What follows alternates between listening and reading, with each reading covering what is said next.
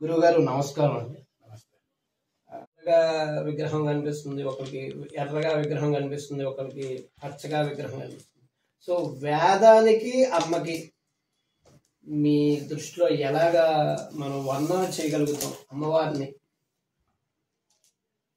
దానికన్నా ముందు మన వేదం వరకు వెళ్ళిపోక్కర్లేదు, వేదంలోనే పెట్టుకోకలేదు. లలితా సహస్ర నామాలన్నీ కూడా ఒక ఒక పద్ధతిలో అంతా కూడా చదివితే అదే అమ్మవారి రూపం, అదే రూపం అండి, అదే అమ్మవారి రూపం, అదే ఆవిడ కళలో, అదే ఆవిడ కళలో.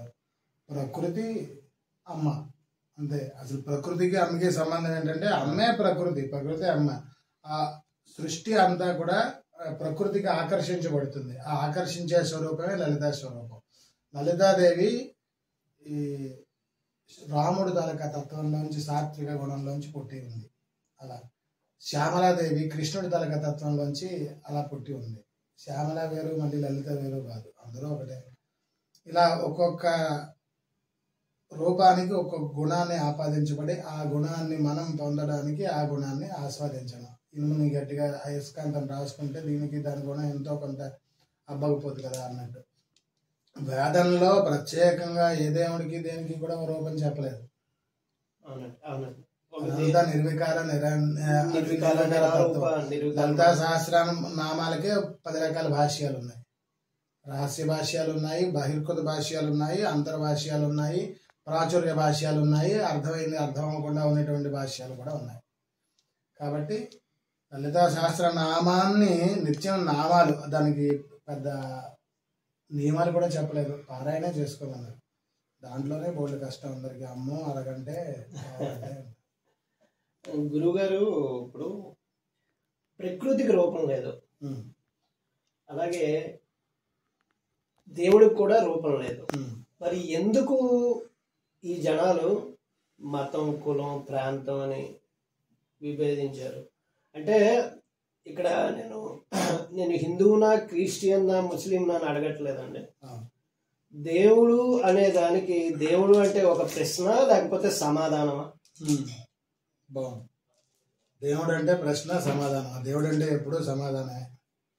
సమాధానానికి కనిపించేటువంటి ప్రశ్నకి కనిపించే సమాధానమే భగవంతుడు. అది తెలుసుకోవడమే సాధన. ఎలా చేయాలి? ఒక సాధారణ వ్యక్తి, ఇప్పుడు నేను చదువు గురించి సరస్వతిని పూజిస్తాను, డబ్బు గురించి లక్ష్మిని పూజిస్తాను, బయటికి వెళ్ళడానికి దుర్గాదేవిని, అలా ఇంతమందిని పూజిస్తున్నాను కదా, ఎందుకు ఎంతమంది? అసలు నేను అంతమంది పూజ చేయమని ఎవడు చెప్పాడు? అది అంతమంది పూజ చేయక్కర్లేదు.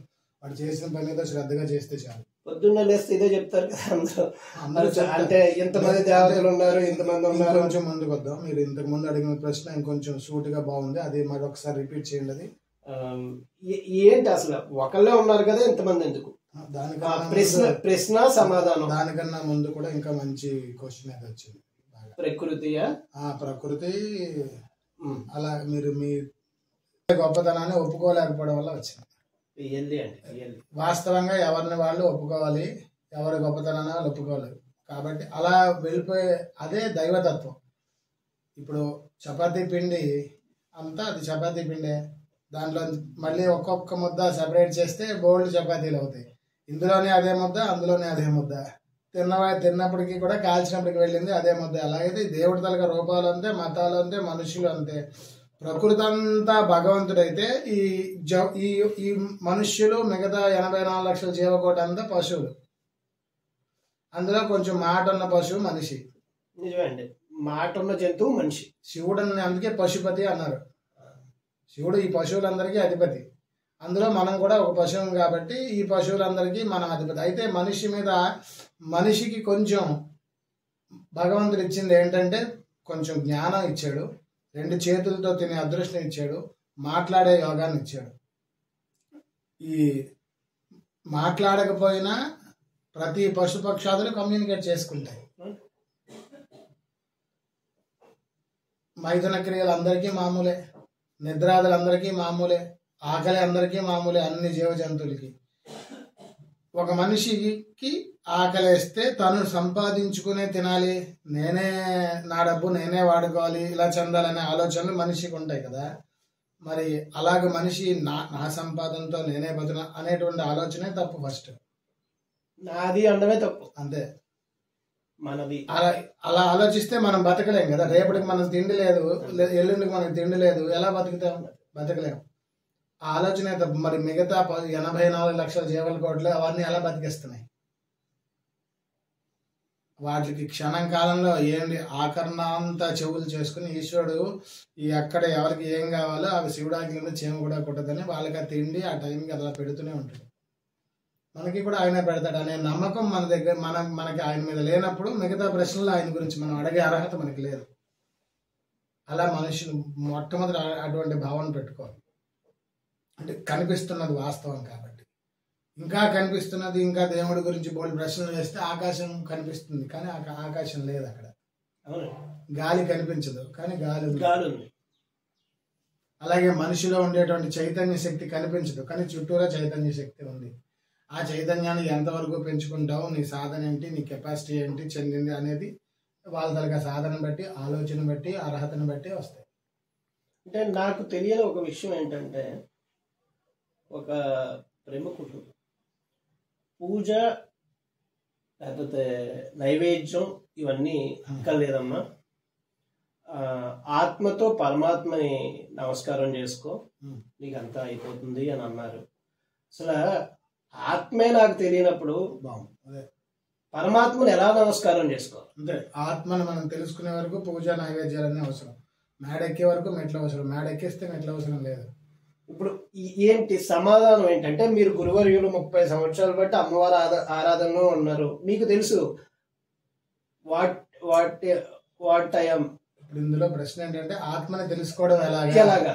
ఆ ఆత్మని తెలుసుకోవడం ఎలాగా అని కాదండి, ఆత్మతో పరమాత్మ కనెక్ట్ అవ్వాలని చెప్పి ఈ మధ్యలో ఇదంతా బాగా వచ్చింది. మధ్యలో అసలు ఆత్మే నాకు తెలియనప్పుడు నేను ఎలాగా ఆ ఆత్మ తెలుసుకోవడం ఎలాగా?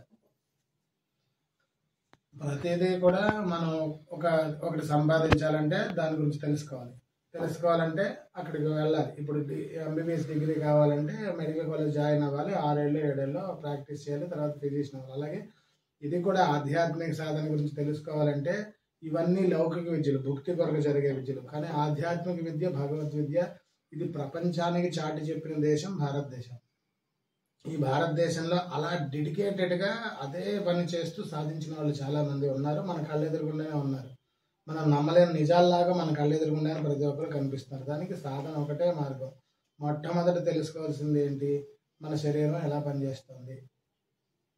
ఇందులో ప్రాణం ఉంది కాబట్టి ప్రాణం ఎలా ఉంది మనకు తెలియదు, ఎన్నాళ్ళు ఉంటుంది మనకు తెలియదు. అవన్నీ ఒప్పుకోవాల్సిన నిజాలే. ఆ తర్వాత మనం ఏది చేసినా చేతితో చేస్తాం. కరాగ్రే వస్తే లక్ష్మి, కరమధ్య సరస్వతి, కరమూలే స్థితే గౌరీ అని తెల్లవారు లేచి ఇలా అనుకుని చేతులు చూడకపోతే వాడికి ఈ కరాగ్రే గురించి చెప్పి లాభం ఏంటి? ఇక్కడ ఈ చేతిలో ఈ చేయి నీది కాదురా అబ్బాయి, ఇక్కడ లక్ష్మి ఉంది, ఇక్కడ సరస్వతి ఉంది, ఇక్కడ పార్వతి ఉంది అని చెప్పకపోతే లాభం, తెలియకపోతే లాభం ఉంది. ఆత్మ తెలియదు. ఆత్మ దగ్గరికి తర్వాత వెళ్దాం.